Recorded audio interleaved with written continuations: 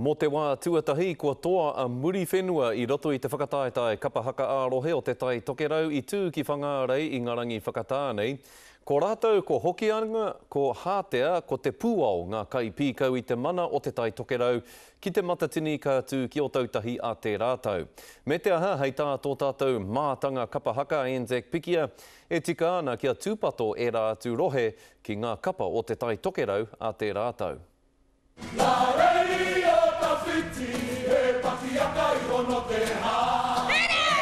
Kua tuhia muri whenua ki te rangi, ki te hitori anō te whakataetae haka arohe o te tai tokerau.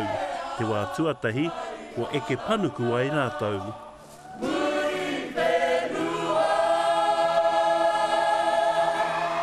Ko te kaupapa nui kia kaue I ngā koro o te kāinga, ngā koro o tātou nei krani, ngā koro o tātou nei tūpuna.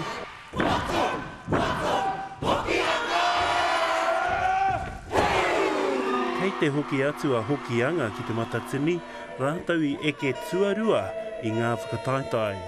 Te tauko pahuri mate mai tētahi o mātou tino hoa, tino kaihaka o hokianga, anō reira te tūnga I runga I te atamira I te rānei mōna.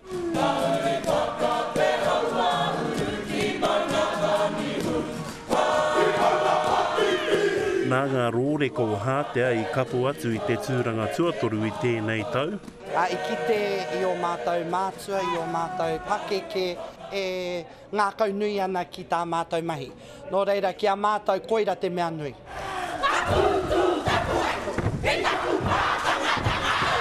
I tino tū te puehu I a te pūao, te kapa tuawhao te tai tokerau e haere atu ana ki te matatini a te rātau.